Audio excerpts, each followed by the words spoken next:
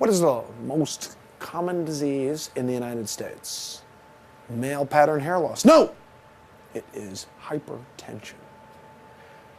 What is the most common cause of congestive failure? Hypertension. What is the most common risk factor for coronary disease? Hypertension. What is the most common risk for peripheral arterial disease? Hypertension.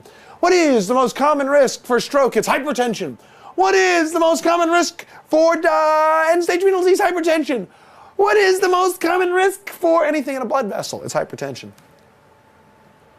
Now, I would rather have hypertension than diabetes. Actually, overall, I'd rather have none of them. But if you have to choose one, I'd rather have hypertension. Why? Because if you have 1,000 people with just hypertension and 1,000 people just with diabetes, and you look at the rate of heart attack at 10 years, diabetes is much worse to your vasculature, much more damaging, but hypertension is more common. Now, what is the most common cause of hypertension? Why, it's essential. What do you mean it's essential? It's the most common disease in the country. We spend $6,000 per person plus in the United States, double what they spend in the UK, Germany, France, Canada, Italy, Japan, and Australia. It's the most common disease. What causes it? Why, it's essential. What do you mean it's essential? You don't know what causes the most common disease with the most expensive aspect of the private market? You can't tell? It's essential. You gotta have it. You got to have it. Now, what does essential hypertension mean? Well, people used to think like this. You have a stroke, you got clogged up blood vessels. The body's natural response is to increase perfusion pressure in order to get blood into your brain and your heart. They said like this, you can't lower the blood pressure, it's essential. Now we know it's the opposite. The heart disease is caused by the high blood pressure. The stroke disease is caused by the high blood pressure. So the blood pressure causes the damage. We used to think that the high blood pressure was a reaction. That's why it was called essential hypertension. Now, in the general population, the normal population, let's say general population, it's very clearly defined as being a blood pressure greater than 140/90. And if a guy has a blood pressure that's a little bit elevated, you repeat and you repeat and you repeat. See where it says multiple readings? Because this is what we know. It takes somewhere between 3 and 6 times for blood pressure to come to its steady state. So therefore, we need 3 to 6 times, multiple. I'm not in any hurry to start treatment either. Because when I start treatment, when am I going to stop? Just after death. What do you mean after death? Well, I'm an internal medicine doctor. I like to give you the last dose just after death. One for the road. So therefore, when do you stop? At death. So I'm not in any hurry to start. You see this where it says, quote unquote, white coat hypertension? I hate that term. That's like I'm responsible for your anxieties? Look, I got enough anxieties of my own. How come I'm being held accountable for yours now? Well, white coat hypertension means that if you measure the blood pressure, it takes some time for it to come to its normal state. Well, what happens if you have the nurse take the blood pressure? It still takes 3 to 6 times to come to its normal state. It's just a little bit lower. Because they're scared of the nurse too, but just not as scared as they are of you. Now, this thing about never labeling a person as hypertensive with one reading, that's if they're asymptomatic. If you're acutely symptomatic, if you have acute visual disturbance, shortness of breath, confusion, these people don't need multiple readings. So the multiple reading thing is for the asymptomatic person. Now, if you're going to say how long, they can't ask you exactly how long. See here it says several months. That's because we can't tell you how long. It's not definite. Several months. You're not in any hurry. Don't be in such a hurry. Now, this is for an asymptomatic person. Look for the symptomatic person. The hypertensive crisis people, these people are very easy. It was labetalol and nitroprusside 25 years ago, and it's labetalol and nitroprusside. Now, IV enalapril, hypertensive crisis, urgency, emergency. Hypertensive crisis, urgency, emergency. Those people get treated, they get treated now. They get treated now because they don't repeat. So hypertension. Now this next fact is a huge fact, and that fact is something must have happened to the sound. What happened to the sound? This most essential fact is It's the most important fact. Good, next slide. No, that most important fact is this, that when you have somebody who has diabetes or has some evidence of renal involvement, that cutoff is less than 130/80. That is a big deal. That's going to be tested. They're going to ask you, muy importante. The other thing is here, you see the 160/110? If you have blood pressure that's so high, 160/110, you're not going to be able to be controlled with just one drug. So that's why that's important. You can't get that much benefit out of just one drug. Now, look at the presentation here.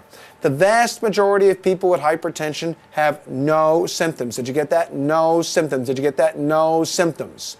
And all you do is you find it on routine screening. If you have acute symptoms, it's a hypertensive emergency, urgency, hypertensive crisis, accelerated hypertension, and those people have to go straight to therapy. Labetalol, nitroprusside, IV, and allopril. Now, with essential hypertension, we're looking at the urinalysis. Let's look at the first one. Urinalysis, we're looking for protein. What will we do differently based on that? Give them an ACE inhibitor. Hematocrit, why? Measure of renal dysfunction. Potassium and creatinine, these three things, 2, 3, and 4, 2, 3, and 4 are really saying, has the hypertension killed your kidney? The ECG, what are you going to see on an ECG? Left ventricular hypertrophy.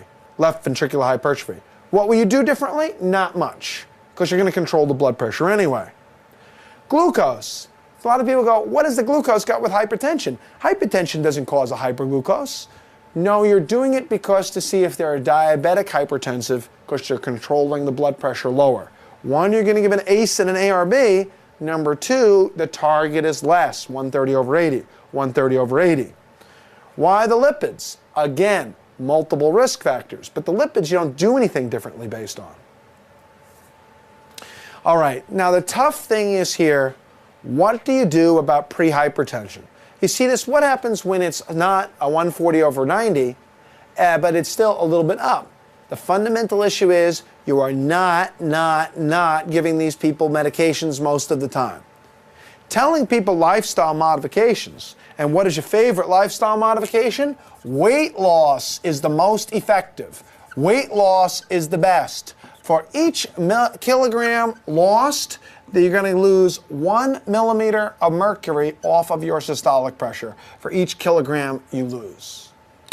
What are you going to do differently based on prehypertension? Lifestyle modifications. What are you going to do differently based on blood pressure of 160/100? Two meds. Now, the initial drug of choice. I repeat. And my drug of choice. Ready? It was a thiazide diuretic 30 years ago, and it's a diuretic now. Now, whether to go to a beta blocker, a calcium channel blocker, an ACE or an ARB, angiotensin receptor blocker, does not really matter if the person has no other organ damage. They have a myocardial infarction, beta blocker. Severe depression, try to avoid beta blockers. A diabetic, ACE inhibitor. Migraines, beta blocker or calcium blocker. How do you choose then? Look at other diseases. I'm an asthmatic, not a beta blocker. I'm a diabetic, yes to the ACE. I have a cough with the ACE, cough with the ACE, cough with the ACE. Angiotensin receptor blocker. Losartan, valsartan, irbesartan, candesartan, telmisartan. Losartan, valsartan, irbesartan, candesartan, telmisartan. You have 4 different classes of drugs that are all essentially equal. How are you going to choose? Other indications. Asthma, no beta blocker. MI, yes, beta blocker. Depression, no beta blocker. Coronary disease, yes, beta blocker. Congestive failure, yes, beta blocker. How will I choose? Well, individualized treatment means that you are basically looking at the other diseases. You have an MI, beta blocker is good. Decreased LV function, beta blocker good, lowers mortality.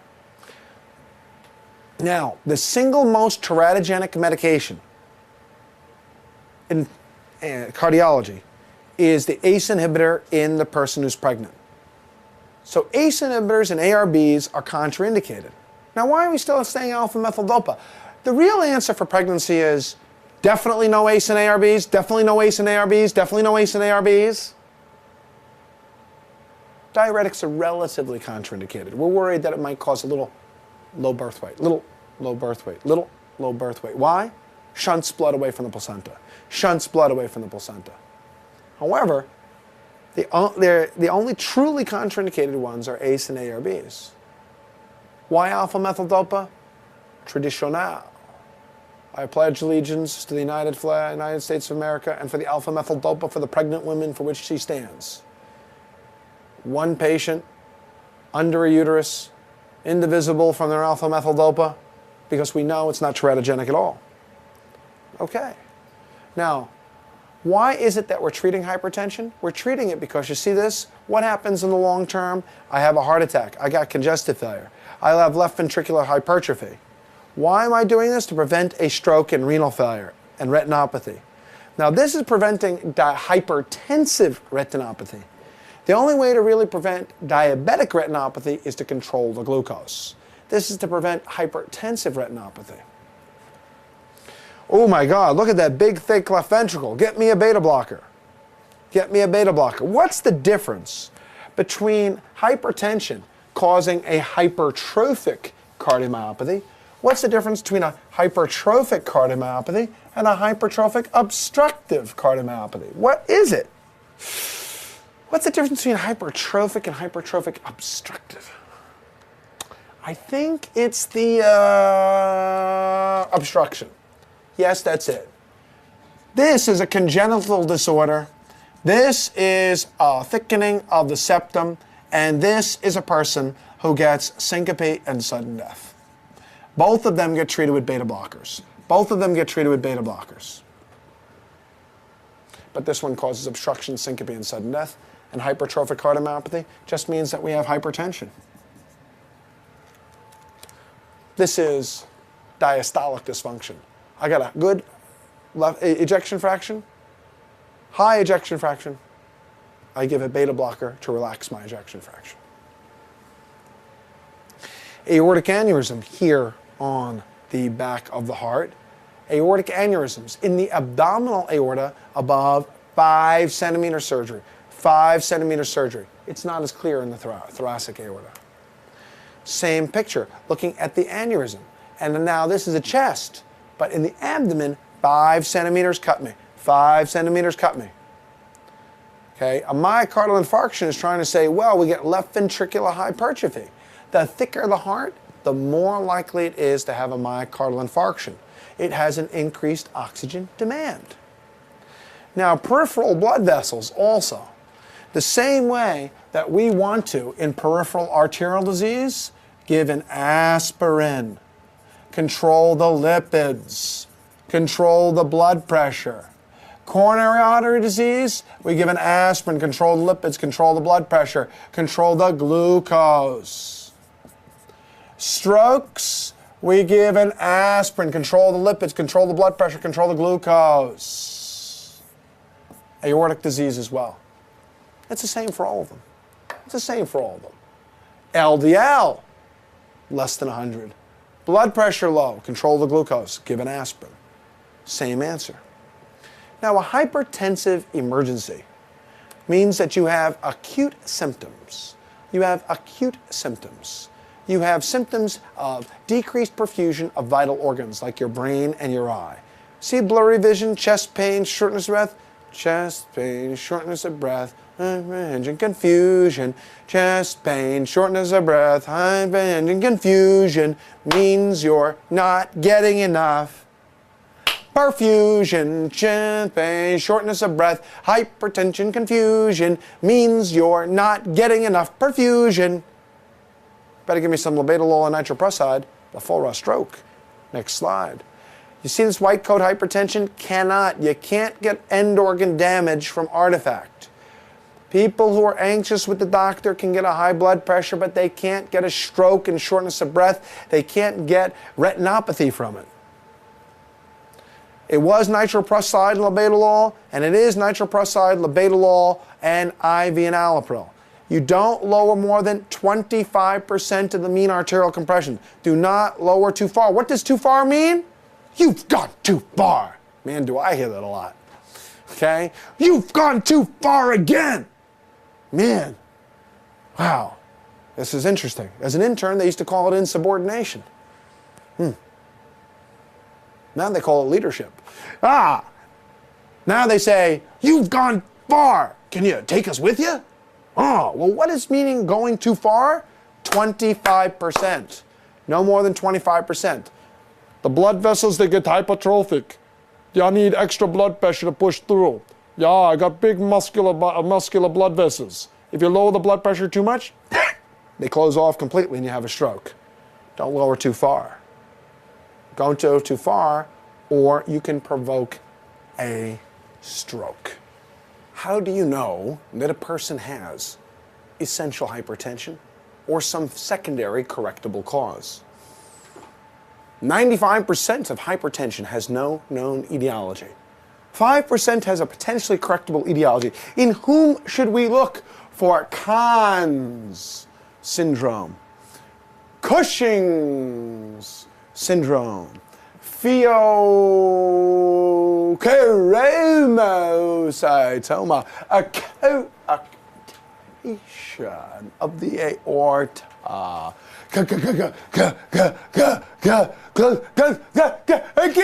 closure of the renal artery. Oh, bless you. Oh, bless you too. Closure of the renal artery stenosis. Cons, Cushing's, pheochromocytoma, closure of the renal artery. Contraceptives. What type of contraceptive? A condom tied around the aorta? No, oral contraceptives. Oral contraceptives. One more. What?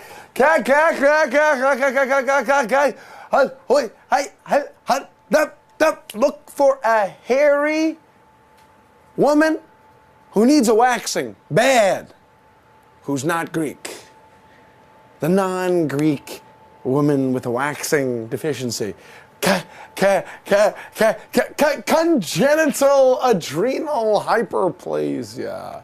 Congenital adrenal hyperplasia. Congenital adrenal hyperplasia. Yes. So in whom should you go looking for these things? People who are young. What does young mean? What's young for you? Young for you is under 30, I think. Young for you would be under 30. Yes. Young is, what would be old for you? Old for you be... I think over 60. Yes, over 60. Okay? If they're young, if they're old. You know, if you're 22, you shouldn't be having hypertension. If you're 72, you shouldn't be having hypertension. Someone who is hard to control. Someone who is hard to control. Or someone who has a characteristic physical finding. Someone who has something characteristic in history and physical that tells you it's there. Something who has something characteristic in history and physical that tells you it's there. Conn's syndrome, hypokalemia and weakness. Pheochromocytoma is episodic flushing and palpitations and headache. Episodic flushing and palpitations and headache. Episodic flushings and palpitations and headache. Coarctation is upper extremity blood pressure greater than lower extremity blood pressure. Upper extremity blood pressure greater than lower extremity blood pressure. Upper extremity blood pressure greater than lower extremity blood pressure. Closure of the renal artery is a bruit. You mean a noise, a sound? Why, yes, it is a sound, a noise. But it's always sexier in French. You have such noisy flanks. Your CVA is talking to me. You're so noisy in your flanks. A noise? No, a bruit. Bruit. A bruit. Okay? A bruit. Oh, yes. Do you want to twist around the point, or you don't want to torsade des points? Do you want burgers or Berger's disease? Well, I'd rather have a bruit than a noisy flank. Contraceptives and people who are rather hairy. People who are rather hairy with hypertension, congenital adrenal hyperplasia. How do we tell somebody has secondary hypertension? They're either young or they're old. either got something in the history and physical that's telling you it's there, or they've got some aspect of there that makes it hard to control. Something has to be telling you. Remember, step 2, if they want you to know the answer, they have to tell you something. If they want you to know the answer, they have to let you know. That means that if they want you to answer that question, what is the most likely diagnosis, they better put something in there to tell you. Not a mind reader, you know. You got to tell me. Secondary hypertension. Let's look at some slides. First of all, who should be screened? What does it say? What do we mean here by very young? That's an interesting about very old. After all, 40 is pediatrics. Okay? So very young means under 30. Those with a key feature of that means key feature of a particular case is what is meant by something in the history. You have a person with muscular weakness and hypokalemia, Conn syndrome. You have somebody with truncal obesity and stria, buffalo hump, osteoporosis, Cushing's. Episodic palpitations, headache, flushing. Episodic headaches, palpitation, flushing. Episodic headache, palpitations, and flushing. Someone here, coarctation. I'm big, strong, and muy macho up here, and a teeny weeny, ittle witty big guy down here. Upper extremity greater than lower extremity blood pressure. Now, in the elderly, renal artery stenosis, which of the following is the most common cause of secondary hypertension? A, B, C, D, E, F, G, aha! Which of the following is the most common cause of secondary hypertension? The answer is renal artery stenosis. Now, what we see here is that renal artery stenosis, elderly people have atherosclerotic disease, and it causes a narrowing of that renal artery. Younger people have fibromuscular dysplasia. The muscular lining of the intima is hypertrophied. And a bruit, remember, only a sum of the patients have a bruit. 30 to 50% have no bruit. 30% have no bruit. Now, renal artery stenosis. What you should get first for renal artery stenosis, what you should get first for renal artery stenosis is a sonogram. Then you can go to any one of 3 tests. What we see here is 3 tests. Captopril-renogram. Angiography is the most accurate. Duplex sonogram, MRI angiography. Well, you look at all this mess of tests here on a slide, boy, there's a list of 4 or 5 things there. This is listed in the sort of standard way you would find in a medical school. But gosh, that slide itself wouldn't allow you to actually answer a question, because after all, the captopril nuclear renogram, the duplex ultrasonogram, and the MRA are essentially all 3 equal. They're essentially all 3 equal. All 3 of those are equal. The nuclear captopril renogram, the MRA, and the duplex ultrasonogram are all 3 equal. Ready? Duplex ultrasonogram is the least accurate in a person who is obese. There's a lot of me, and all so luscious. I dote on myself. There's a lot of me, and all so luscious. Each moment and everything that happens thrills me with joy, for I am larger and better than I thought. I did not know that I held so much goodness. I am larger and better than I thought. Well, what if you are larger? Duplex sonogram won't show you the stenosis. You know why? Because as there becomes more obesity, you can't see the artery. Captopril nuclear renogram is inaccurate if you have renal insufficiency. Renal insufficiency means that the nuclear isotope is not being excreted. Renal insufficiency means that the nuclear isotope is not being excreted. So you ready? All 3 of these are equal. However, not in all patients. Obese, not the duplex sonogram. Renal insufficiency, not the captopril nuclear renogram. MRA is good, but the most accurate, single most accurate, is angiography, arterioscopy, arteriogram. What is the best initial therapy? Renal artery angioplasty and a stent. Angioplasty and a stent, angioplasty and a stent. You see here when it says ACE inhibitors? Well, ACE inhibitors, which don't prevent renal failure, are only to control the blood pressure. You might say, well, Dr. Fisher, I heard that ACE inhibitors cause renal failure in renal artery stenosis. That's true, they do. But if you can't correct somebody with either balloon angioplasty or surgery, and they got very high blood pressure, you're given the ACE inhibitor to just control the blood pressure. But doesn't that mean the kidneys will fail? Yes, but the kidneys would fail anyway. But at least it keeps the blood pressure low and keeps your brain from failing too. Your heart from failing, your eyes from failing, keeps you going blind and stroke and heart, blind and stroke and heart, blind and stroke and heart. That's why we're given the ACE inhibitor. The angiotensin levels are enormously high. You won't let me fix you. You won't let me do surgery or you fail surgery. You won't let me do angioplasty or you fail angioplasty. I've tried angioplasty. I tried surgery. Nothing works. The blood pressure's high. Yes, your kidneys are going to fail anyway, but at least you won't have a stroke while we're doing it. So we give the ACE inhibitor simply to control the blood pressure. What do we have here? Oh, Kahn syndrome. You know, Americans don't like eponymous names that much. Even Lou Gehrig's Lou Gehrig, right? But we don't call it Lou Gehrig here. We don't like that. We don't like eponyms. Okay, immortality through naming your name after a disease. So we use the medical type of name. So instead of Kahn's, people prefer primary hyperaldosteronism or amyotrophic lateral sclerosis. Now, if you have congestive failure, you're intravascularly volume depleted. Your renin level goes up. If you're dehydrated, your volume depleted, your renin level goes up. You have low albumin, your volume depleted, your renin level goes up. You have congestive failure, dehydrated, hypovolemic, hypotensive, your renin level goes up, your aldosterone level goes up. Your renin level goes up, which drives aldosterone. Renin, angiotensin 1, angiotensin 2, aldosterone. But what if you have a high aldosterone level and the renin is normal? It's like, yo, what's that, man? Your aldosterone is up, but where's the renin? And the answer is, how could that be up without the renin? Because it's a primary hyperaldosteronism. A primary hyperaldosteronism. Anybody who has a high renin can have a high aldo. But how do you get a high aldo with normal renin? Primary hyperaldosteronism, Kahn syndrome. Now remember, aldosterone makes you retain sodium and excrete that potassium. So if you have too much aldosterone, you're excreting, potassium level goes low. Now what is it that people with low potassium show up like? Yeah. My potassium level is so low. Can I have that potassium?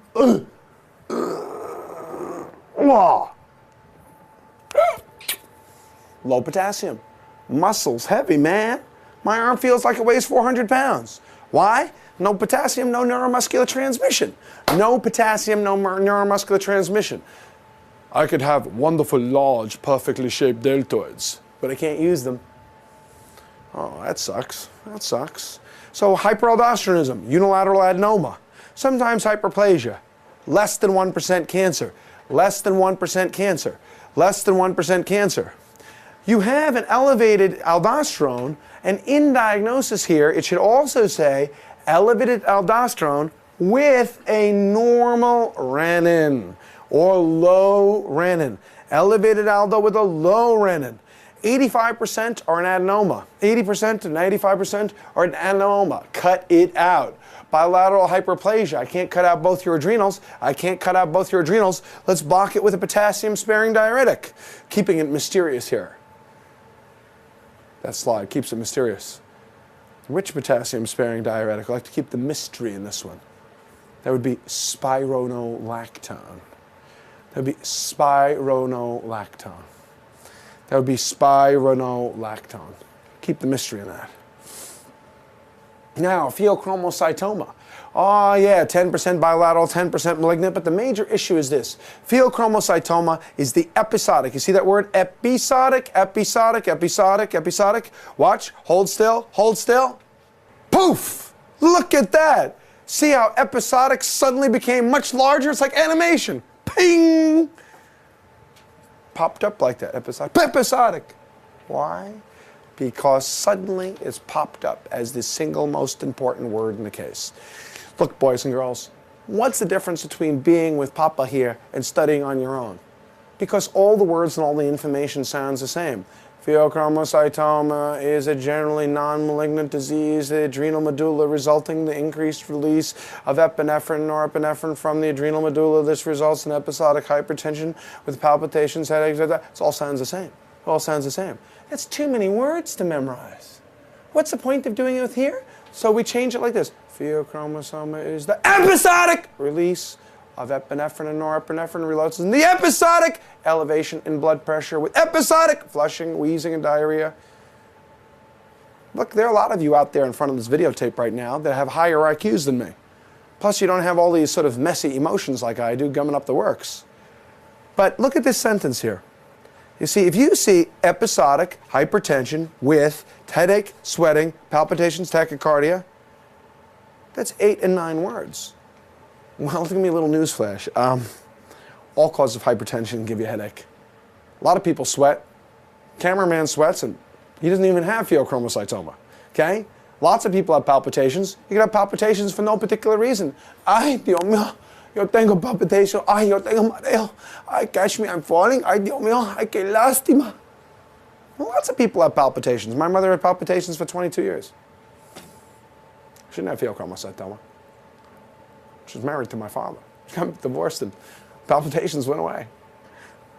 Tachycardia. You know, I recently asked my mother, I told my mother, she said, do you mention your father by name? I go, no. She goes, too bad, too bad. So but the issue is, my mother did have palpitations for 22 years. She didn't have pheochromocytoma. She didn't have hyperthyroidism. She didn't have Graves' disease. She didn't have an electrolyte abnormality. Just a subjective sensation. So all those things are true about this disease. Let's look at the slide. Episodic hypertension, palpitations, sweating, tachycardia, blah, blah, da, da, da, da, da. But the moral of the story is all cause of hypertension. Why do we do it like this? Why not just read in a book? So that you can say like this, you may be twice as smart as me, but if you're memorizing 9 words there, and I'm memorizing only 1, you may be twice as smart as me, but you're not 9 times as smart as me. Episodic hypertension, get me a VMA and a metanephrines. VMA and metanephrines. VMA and metanephrines. Vanilla mandelic acid. I always like that word. Sounds like something to eat, right? Oh, that looks tasty. Let's have some vanilla-flavored mandelic acid. Tasty. Okay, ready? Epinephrine is changed into metanephrine. Is changed and metabolized into VMA. Okay, the VMA. Now, see, epinephrine is changed into metanephrine. Changed into metanephrine. Changed into metanephrine. Do you know what the Greek word meta means? Change. Changed into metanephrine. What does it mean? It means change. Metaphysis, change in growth in the bone. Metaplasia, change in growth.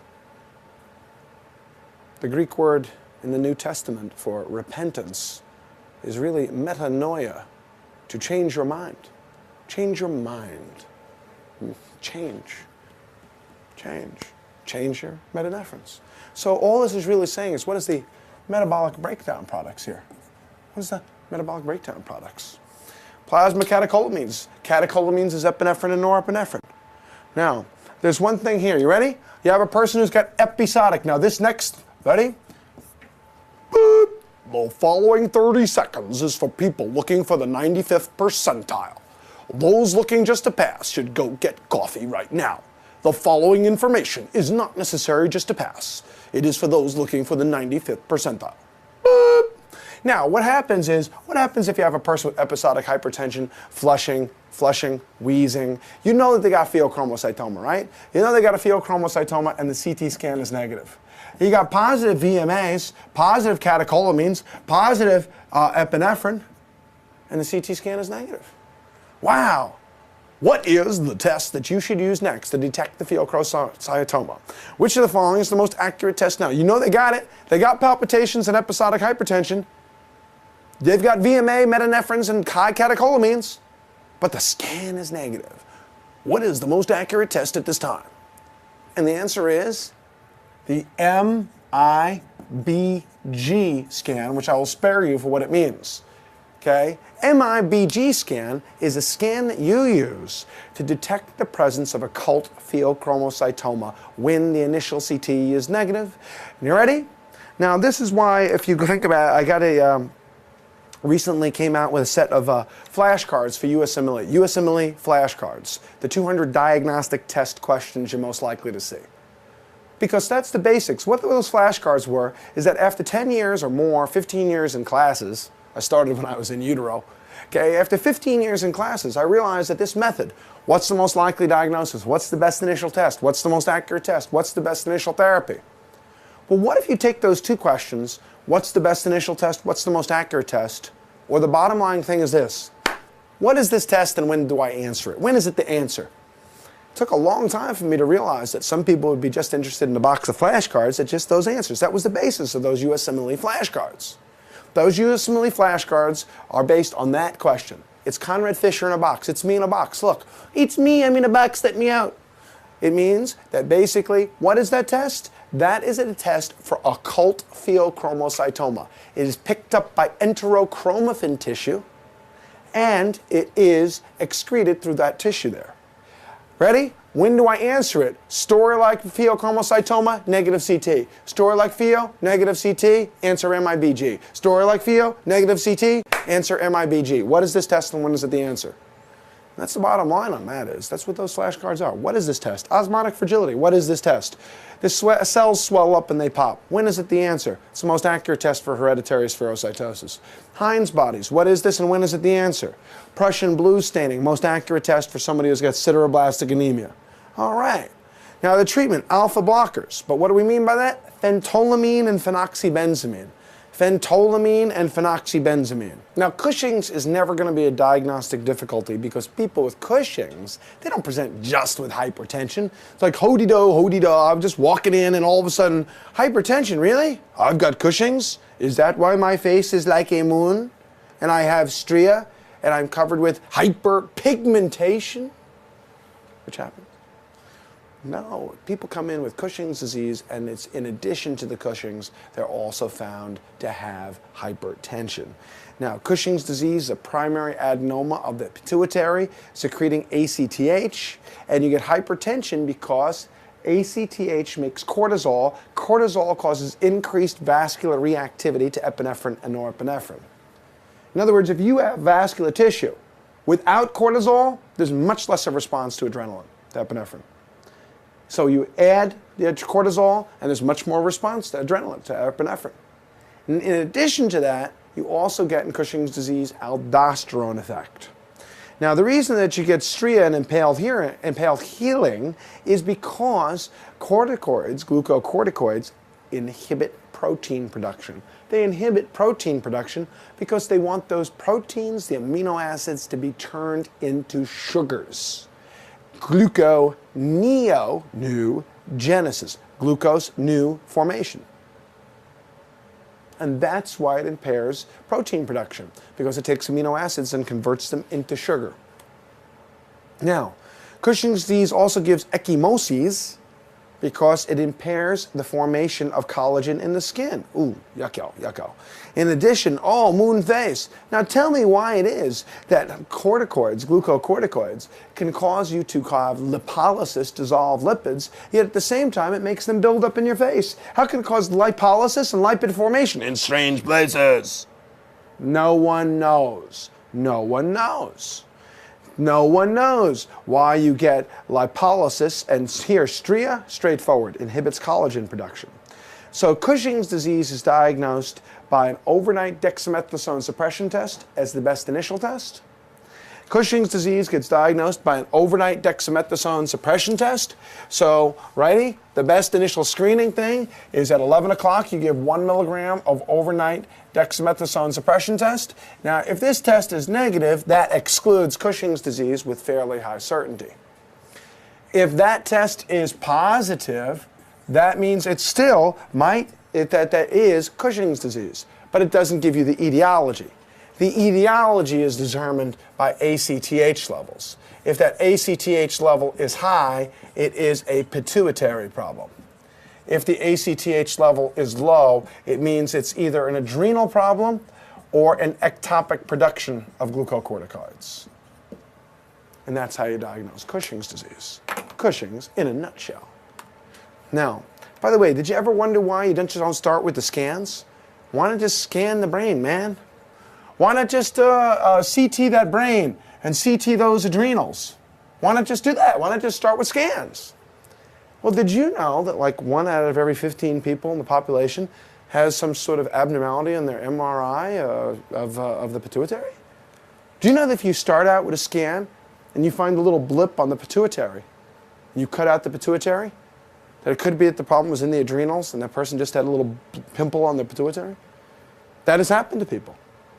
Somebody went like this: look, we scanned you, we found an abnormality in your pituitary, we cut out part of your pituitary, and we found that the problem was really in your adrenals. Oops, sorry. So in endocrinology, we start out with a functional test first, because it turns out that adrenals have a lot of incidentally found tumors. How would you like it if your adrenal got cut out and you really had a pituitary problem? I suspect you're going to say you wouldn't like that. How many people here said they'd like it? Adrenal cut out? Adrenal? Adrenal? Adrenal? Make it like sashimi? Oh, we have tuna, salmon, and adrenal flavored sushi and sashimi. No, nobody wants to have sashimi made out of their adrenal glands. So you can't start with the scan. The reason that most people find this hard to understand is because it's not said in advance that the anatomy does not tell us the function here. Everything else, anatomic abnormality, must be functionally abnormal. Got a lung cancer, lung mass, bad, that's evil. But the incidence of masses or abnormalities found in the adrenal and pituitary is so high that you have to say, no, the problem is coming from the pituitary. Now we scan it. What do you see? If you start out by just scanning, you're not going to find the right thing. You're going to cut out the wrong thing. You're going to cut out the wrong thing. Function first, anatomy second. That's rare. That's what people don't understand. Now, other causes of secondary hypertension: contraceptives, acromegaly, congenital adrenal hyperplasia, just as we said. Now, the therapy for patients, let's look at these different classes of antihypertensive medications. Now, here we have, let's look at these drugs. Chlorothalidone, metazoline, and dapamide have the honor of being three different diuretics hardly used by anybody. For blood pressure control, it's hydrochlorothiazide, 1958, and it's going to be hydrochlorothiazide in the year 2008. Loop diuretics, all three of these are equal. Potassium-sparing diuretics, they're all equal. However, if you think about it, the top three, the hydrochlorothiazide, furosemide, spironolactone, those three diuretics account for 98% of all diuretic use in the United States. Now, the antihypertensive medications, look at these, what a large collection. Do you know that there's something like 14 approved beta blockers, not all of which are used for hypertension? There's 4 or 5 used for the eye, like Timolol, Timoptic, Timolol, used for the eye for glaucoma. But there's 14 approved beta blockers, and that's not counting combinations with calcium blockers and diuretics, separate individual generic chemical substances. Enormous numbers. Now, that means that although there are 50 separate approved medications for hypertension, it's still diuretics number one. If the diuretic doesn't work, you can either use a beta blocker, a calcium blocker, an ACE, or an ARB. If the person has another medical problem, a compelling indication, forget that thing about diuretics and go to the compelling indication first. Compelling indication first. They have congestive failure.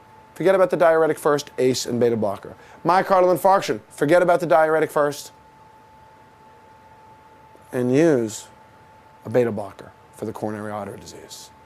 Nephrology doesn't change. The things that we say in nephrology, we may be saying them better than we did 15 years ago.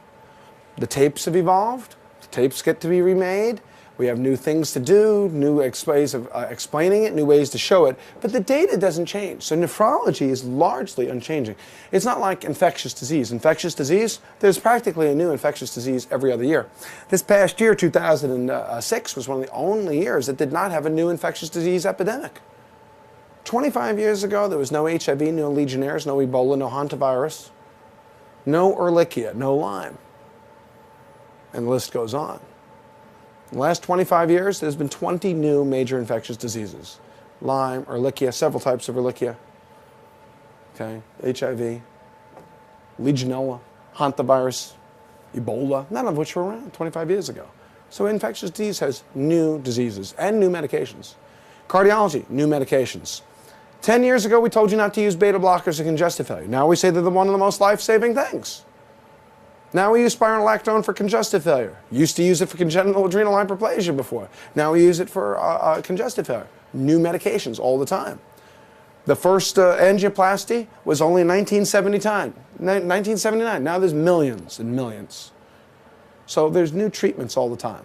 But nephrology largely stays the same. Why do I phrase it like this? So that you can see it feels small. When you can feel it is small, it feels obtainable for you. Did you know that yours is the most knowledgeable year ever to come out of your medical school? That you are the most knowledgeable year ever to study for USMLE Step 2? This year is the most knowledgeable year. Because I went to medical school in 4 years, and you went to medical school in 4 years. But you have much more to learn than anybody who went to medical school 20 years ago. 15 years ago, there were no protease inhibitors. Now there's 9. 15 years ago, there's 1 statin. Now there's 7. 15 years ago, there was no angiotensin receptor blockers. Now there's 6. That's hundreds of different drugs more. That makes you the best, the peak of the generation, the highest output that has ever been there before. You're like at the top of a mountain. Don't you feel special?